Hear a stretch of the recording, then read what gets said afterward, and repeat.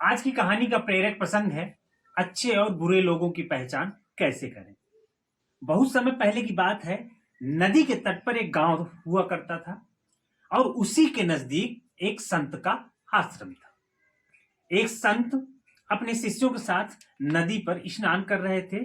तभी एक राहगीर आकर के संत से पूछने लगा कि पर महाराज, मैं परदेश से आया हूं और इस जगह पर नया हूं। क्या आप बता सकते हैं कि इस गांव में किस तरह के लोग रहते हैं? यह सुनकर के संत ने उनसे कहा, भाई मैं तुम्हारे सवाल का जवाब बाद में दूंगा। पहले तुम ये बताओ कि तुम जहां से आए हो वहां पर किस तरह के लोग रहते हैं। इस पर व्यक्ति बोला कि उनके बारे में क्या कहूं महाराज, वहां तो एक से एक कपटी, दुष्ट और बुरे बुरे लोग रहते हैं। तब संत ने उनसे कहा कि तुम्हें इस गांव में भी बिल्कुल ऐसे ही लोग मिलेंगे। यह सुन करके वह व्यक्ति आगे बढ़ गया। वहां से एक राहगीर थोड़ी देर बाद और गुजरा और उसने महाराज को प्रणाम किया और पूछा कि हे महात्मन, मुझे यहाँ की आबो हवा ठीक लगती है। क्या बता सकते हैं कि इस गांव में कैसे लोग रहते हैं?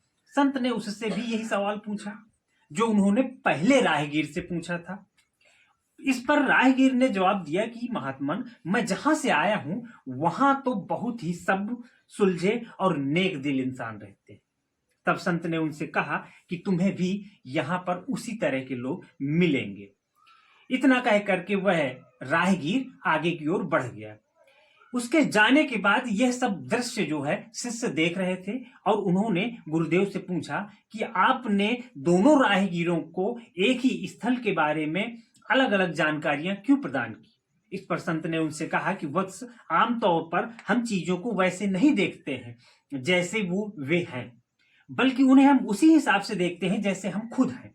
हर जगह हर प्रकार के लोग होते हैं, पर हम पर निर्भर करता है कि हम किस तरह से लोगों को देखते हैं।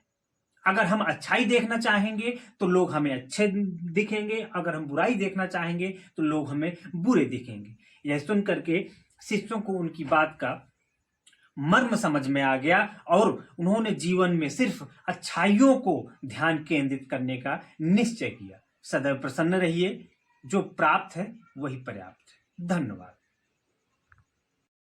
वीडियो पसंद आए तो इसको लाइक, कमेंट, सब्सक्राइब जरूर करिएगा, ऐसी मैं आशा करता हूं।